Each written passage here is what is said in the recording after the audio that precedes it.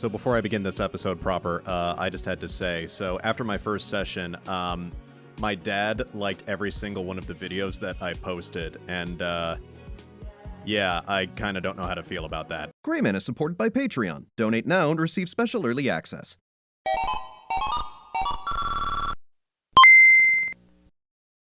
Hello, everybody. I am the Gray Man, and welcome back to Dream Daddy. This is going to have to be a quick episode right here, because I have to finish playing this before my girlfriend gets home. And that sounded way better in my head. Hey, why don't you add us all on SPBurke? Oh. As if Facebook couldn't be less cool. Yeah, it's a great social network for dads to keep in touch with each other. We're all on it, so if you ever need to reach out to anyone, that's the simplest way to do it. Sorry, I'm just an old-fashioned dad. Social media goes over my head sometimes. No social media should go over my head. I would catch it. The rest of the barbecue goes smoothly. We all trade stories and drink beer as our kids play on the lawn. Amanda breaks up a fight between Carmencita and those weird twins. I think they wanted her soul. I think they wanted her soul. Amanda and I walk back to our place as the sun sets over the neighborhood. Pretty fun party, don't you think? Well, I got some hot meat in me, so that is always good. Sweetie, if I can impart any sort of wisdom upon you right now, and not that this was a bad situation, but if you're ever in an uncomfortable situation, always look for the silver lining. The silver linings get you through to the other side. We ate rockin' burgers today, and it was good. Amen. Well, hey, at least you met some other cool dads. You should hit them up on SPBurke. Maybe I will, if I ever figure out how social media works. Yeah, good luck with that, buddy. Amanda and I arrive home with the remnants of our veggie plate. Seems like nobody was really into the cauliflower. Any big plans for this evening? Actually, yeah. I'm going out with some friends. Is that okay? Of course, just keep me posted and be home before midnight. You got it. And be careful. I will. Oh. Make good choices.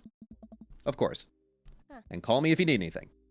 Dad, you're not going to do the thing where you wait silently for me to come home in the living room with all the lights off, are you? What? No, I've never done that, and I never will do that. Okay. Do you have plans tonight? My plans were kind of to eat ice cream and watch TV with Amanda, but I'll find something else to do. I'm gonna...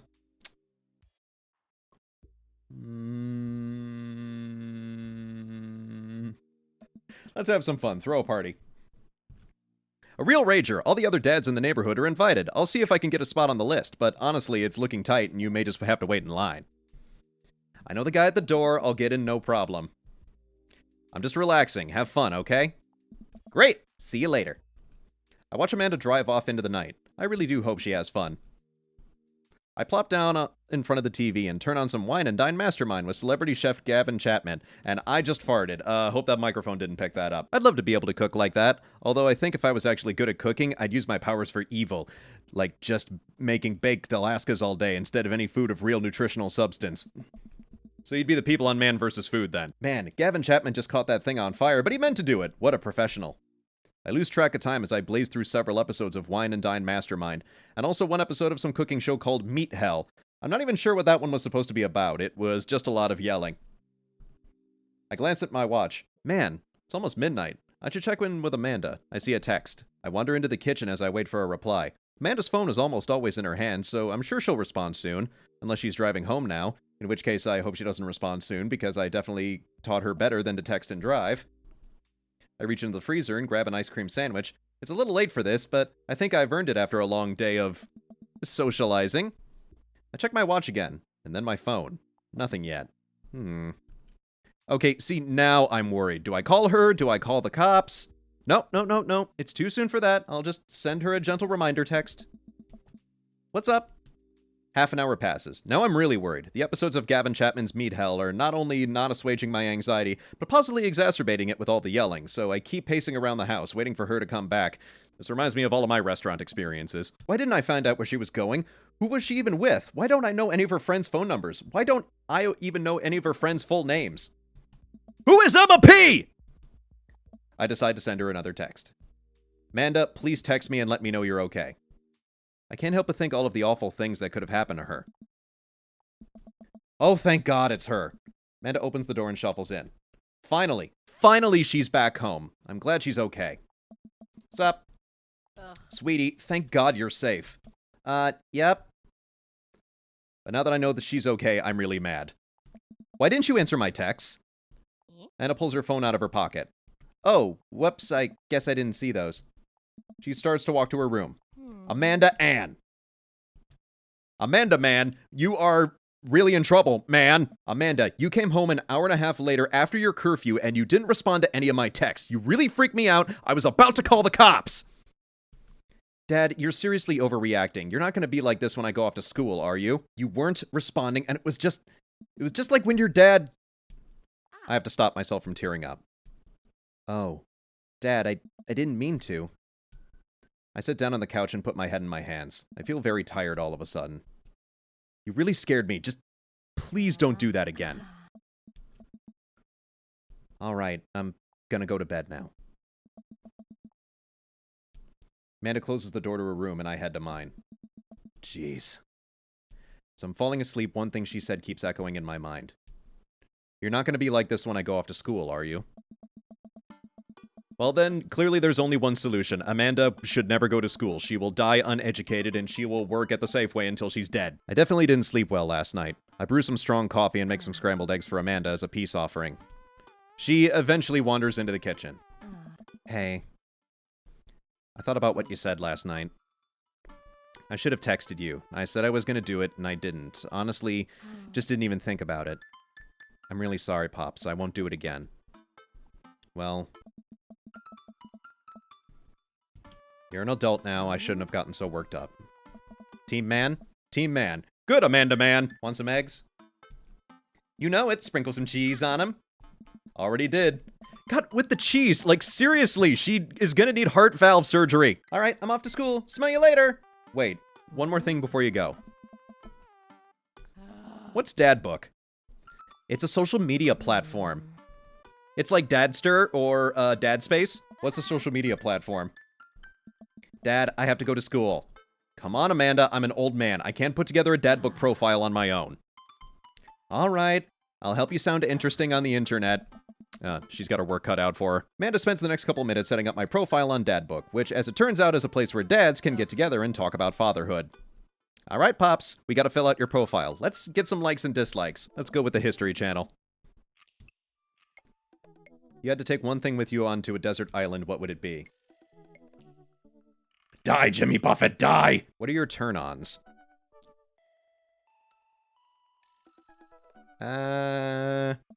Street smarts. So this is actually a fun fact. My high school yearbook, I was voted most likely to take over the universe. Haven't done it yet, but there's still time. What is your favorite movie genre?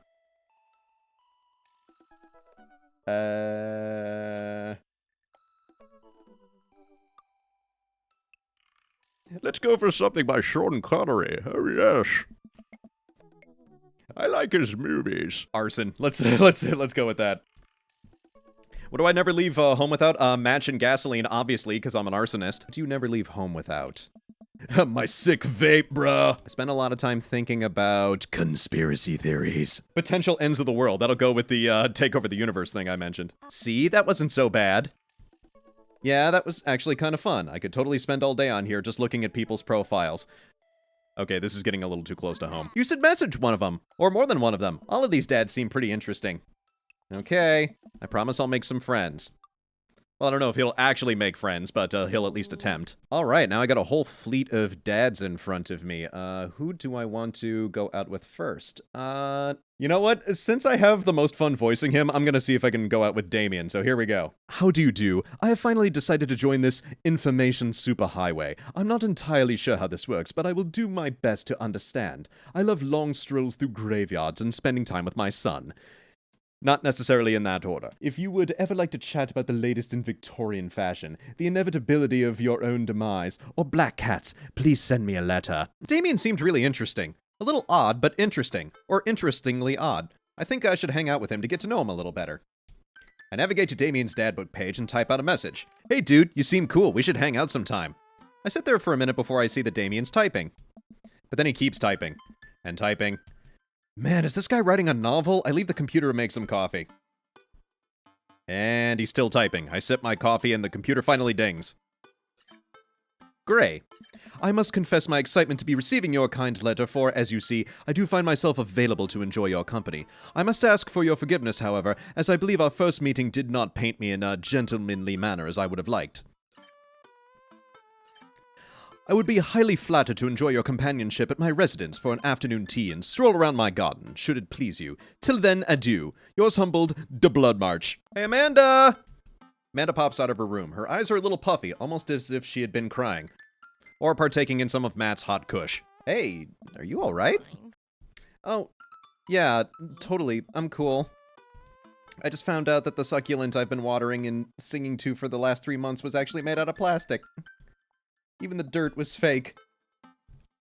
Oh, honey. You know what? I kind of let things go with the thing last night. I'm gonna see if I can check on what's actually wrong with her. Why are you lying to me? I'm not. I'm perfectly fine. Alright. I don't believe her, but I'll let it go for now. Can you help me with something? Dad, for the last time, I'm not popping your back pimples.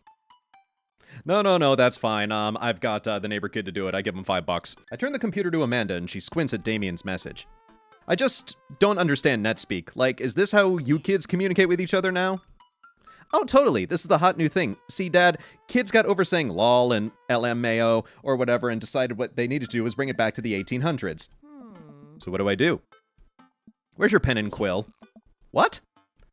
Did you forget to unpack the pen and quill? Dad, how will we address the nobleman in regards to your upcoming debutante ball? Okay, now I know you're messing with me. Took you long enough. Father, without a proper chaperone, you'll never end up with a suitor worthy of our land. Or our dowry. Or... You read Pride and Prejudice for school one time, and now you're reciting things you know about it back to me, aren't you? Like the first 5 pages, and then I read a review of the movie. Still got a B, though. How awesome would it be if she reviewed Pride and Prejudice and zombies? Great, so what do I say to Damien? I got this. Amanda reaches over to me and types on the keyboard.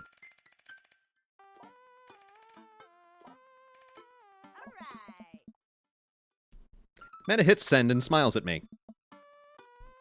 Well, I suppose that's that. I make the short walk over to Damien's house. Well, I guess you can't really call it a house. It's more of a manor, an estate. The Gothic architecture looms above the other homes in the cul-de-sac. He's renting a room with the Addams family. They're really nice. I walk past a couple of gargoyles guarding the front door and look for a doorbell. There doesn't seem to be one. Lexington and Brooklyn, can you help me find the doorbell? I pull the large, ornately carved bat's head door knocker back, and a hollow sound echoes throughout the house as I strike it against the door.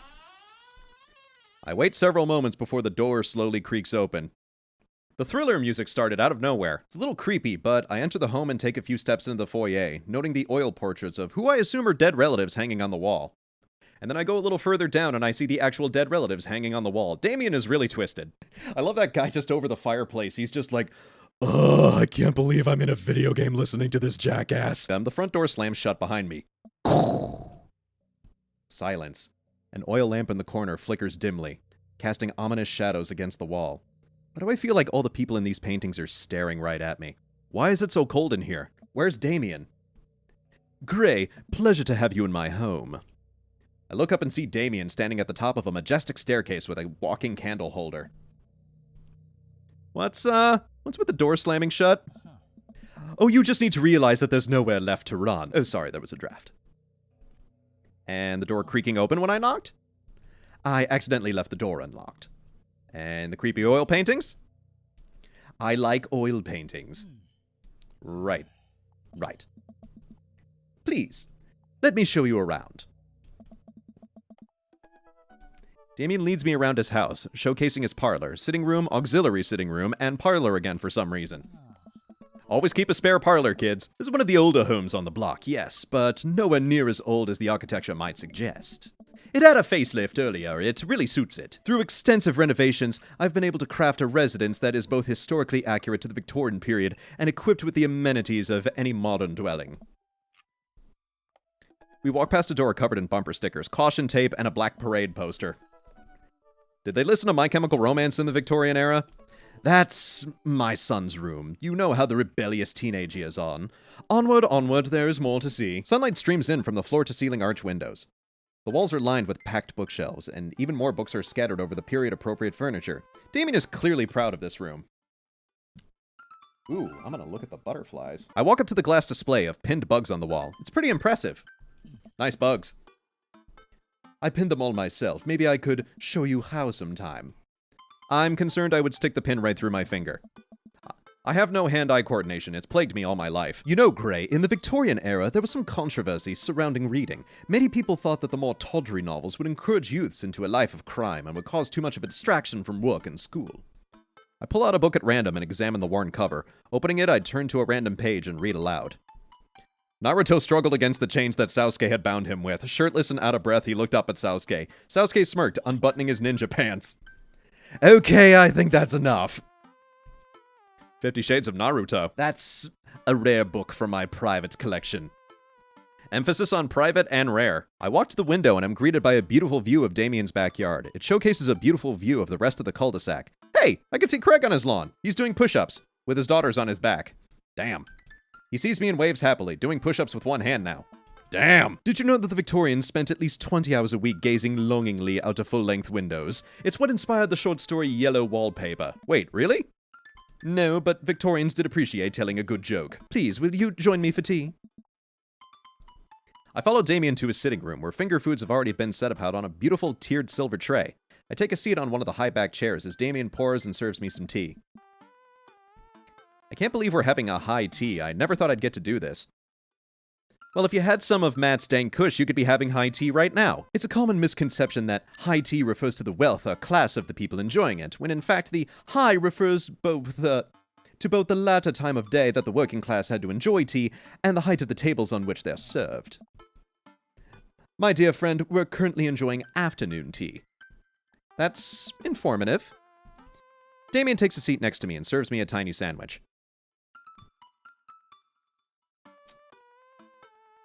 I do like his cape. And he apparently likes his cape too. It's a cloak, actually, but thank you. Victorian fashion is very important to me. You pull it off quite well. Oh, thank you. Regardless of my historical leanings, it's very important to me to present myself well. It's taken a long time to come up with a style that is both true to form and representative of myself. I do get some strange looks, yes, but it's something that brings me a great deal of joy, so I don't mind. To be able to wake up in the morning, pick from my closet a variety of cloaks, waistcoats, top hats, and even binders are period appropriate feels amazing. Binders? You wear top hats? You don't?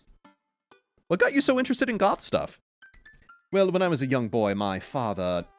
Did he take you into the city? Sorry. Did you guys see a marching band? I'm afraid I don't understand. You're serious? Of course.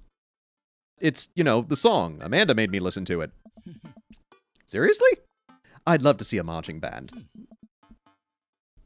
Nevertheless, I've always had a love for art, history, and fashion. What started off as a small hobby of collecting taxidermied animals grew into sort of an obsession. It's a privilege to be able to appreciate the lives and cultures of those who came before us, I think. Why not go all the way? If this day goes well, we might go all the way. I like not dying when I catch a cold. He takes a sip of tea. I can acknowledge that there are many very terrible things about the Victorian era, and to try to live a life that strictly aligns with those ideals would be admittedly horrid. But I think it takes a critical mind to truly appreciate something to the fullest, to be cognizant of its flaws and love it all the same. Kind of like the Fast and the Furious movies. Tell me, Gray, do you have any hobbies? Oh man, I do, but I don't know if I care enough about anything the way you care about this stuff. Well, I'd love to hear about your interests. Hearing someone talk about the things they're passionate about is intriguing and, quite honestly, rather attractive. Please, do tell me about your hobbies. Quick. Sounds sophisticated. Forsooth! Damn it! The, written word fascinates me. We spend so much time using words, you know, and then, I think people would appreciate them more if they had to, unjumble them? It's poetic, really. Oh, no. A very good impression of my voice. So you're a writer? In a sense. We finish our tea and finger sandwiches. Come, I have one more thing to show you. It's my bedroom. Damien takes me around to the back of his home, where a variety of flowers flourish in beautifully landscaped rows. A small stone path weaves through it, and butterflies flit lazily through the air. Those lazy butterflies, they need to work on their game, their butterflying game. Victorians took flowers and floral arrangements very seriously. They were put to death if they didn't do it right. You see, it was considered uncouth to discuss personal and romantic relationships in public, so lovers and friends alike would use bouquets to send secret messages to each other. Each flower and plant is symbolic of different feelings. Even more interesting is that one flower could mean different things depending on the other plants it was paired with. One had to be extremely careful, even if the style in which the ribbon was tied around the bouquet affected the message. Lilium bubflurum, the orange lily. What do you think this one means? Oh god, what do I say the orange flower means? Thou art the tightest? Okay, that's pretty neutral. Okay, I got an eggplant reward for that. And that's precisely why floral arrangement is so challenging. What's your favorite type of flower? I'm gonna go with honeysuckle, just because that's fun to say. They smell really good, and then you can eat the tiniest little drop of nectar when you pull the stem out. Ooh, he likes that. I'll have to remember that when I put together a bouquet for you. He would put together a bouquet for me? Nobody's ever given me a bouquet before. I've been bouquet deficient in my life until now. I follow Damien down the footpath and admire more of his beautiful flowers. Suddenly a phone rings. Oh, Gray, will you excuse me? I must take this. He pulls a cell phone out of his pocket, and I'm a little surprised it's not a rotary phone. Damien smiles and walks back to the house. I take a deep breath and enjoy the heavily perfumed air. What a lovely yard. It smells like Chanel. This makes me wish I had put a little bit more effort into that garden Amanda and I tried to make one time. Our watermelons grew to the size of cherry tomatoes and then immediately died. Oh, hey, a gargoyle. Oh no, I knocked over the gargoyle. And I apparently have to fix the gargoyle. Oh crap. Oh, how do I do this? Oh, whew. Oh. Okay, that's the head. I want that as the last part.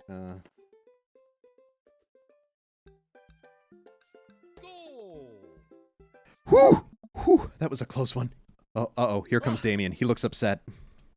Great, my sincerest apologies to have kept you waiting. There's an urgent matter that I must attend to, so I'm afraid I must take my leave. No problem, dude. Is everything all right? Damien worries the hem of his coat with his fingers and looks away. Everything is perfectly fine, but I'm afraid it's Lucian. What's wrong? He appears to have, well, his teacher needs me to come to the school post-haste. Do you need help? Oh no, you don't have to. Let me come with you. Us dads gotta stick together.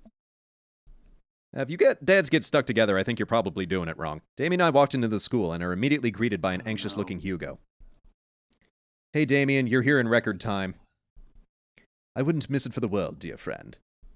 Wow, whatever it is, it doesn't seem like this is Hugo and Damien's first time to the My Kids Are in Trouble rodeo. It wasn't a very successful rodeo. The kids kept letting the horses out of the gate. What is it this time? This, Damien, you have to see to believe. Damien and I fall in to step behind Hugo, who leads us through the busy corridors of the school. We pass by several classes in session, and I vaguely wonder if Amanda's around. Hugo eventually ushers us into the small boiler room with a flick of rickety stairs leading down into the darkness. At least I had enough sense to stay out of the creepy basements. I keep it here in my creepy basement. We find another teacher in a boiler room tucked away in the back of the basement. With him are Lucian and Ernest, Hugo's son. Lucian has a bloody nose. Thanks for coming. I can't make heads or tails of this. I look around the scene of the crime and see a bunch of bricks and some masonry tools scattered around. What's happened here? Ernest punched me! Lucian tried to kill me! The room falls silent. Around you to see what would happen!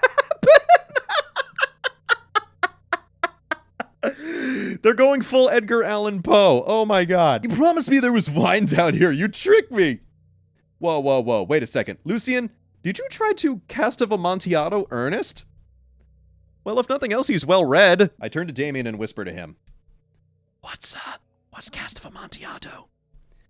It's a classic Edgar Allan Poe short story where a man gets his enemy drunk, lures him down into his cellar with the promise of wine of a fine vintage, then buries him alive behind a brick wall. It's a lovely story. I read it to Lucian as a bedtime story. I'm sincerely regretting that now. I was curious to see how it would turn out. I wasn't gonna actually leave him there. What was the thought process here, that Ernest was just going to sit still while you slowly build a tomb around him? Well, it worked for like 20 minutes because he's an idiot, and then he realized that I lied about the wine. And you were cackling maniacally. That sort of tipped me off, too. I would have loved it instead of the Amontillado. It was just a bottle of like $3 Chuck from Trader Joe's. It took you 20 minutes. Son, we just did an entire 2-week unit on the cast of Amontillado, and it took you 20 minutes to realize that Lucien was leading you into an elaborate ruse. Did you even read the story? God, Dad.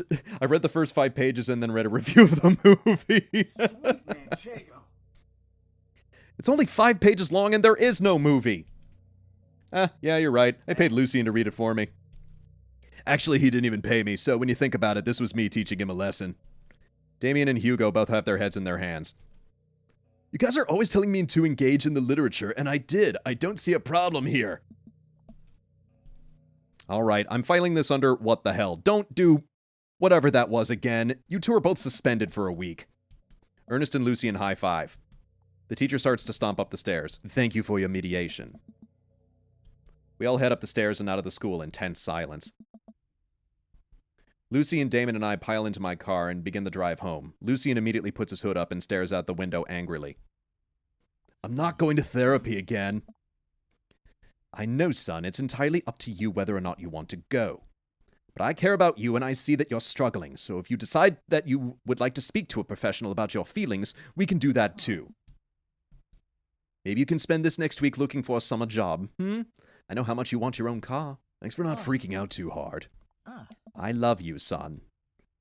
Lucien continues staring out of the window. Love you too. We spend the rest of the drive in relative silence. The moment we pull into the driveway, Lucien hops out of the car, slams the door, and runs inside. I didn't expect to have that conversation in front of you. He and I have a lot we need to work out. It's all right, and all things considered, Lucien's bricklaying was pretty good, so there's your silver lining. Summer job as a bricklayer? That's all I'm saying. You were a lot more diplomatic with him than I would have been. I just want what's best for him, and I don't think yelling at him would do either of us any favors. At the same time, he did try to bury a kid alive, so I don't know, maybe a little bit of volume there might be justified. I come home to find Amanda curled up on the couch with a blanket watching TV. I plop down next to her. What you watching? Tiny House Hunting Brothers, an extreme edition. There's a lot of hunting and there's a lot of brothers on TV in this universe. The couple on screen bickers back and forth while standing in an extremely small house made out of recycled bottles. The Tiny House Hunting Brothers watch them with bemused expressions, both of their heads touching the low ceiling. I told you I wanted a 2-bed, 2-bath shabby chic cottage. This house doesn't even have a bathroom. But honey, the outhouse is only 20 yards away. It's not that bad. I am not pooping outside, Greg. I can't believe it. I actually got an S rank on that on my first day. Dude, I rule. Well, thanks you guys for watching. I'm going to call this episode here before the girlfriend gets home and catches me playing the dad dating simulator. And I will see you in the next episode. Bye.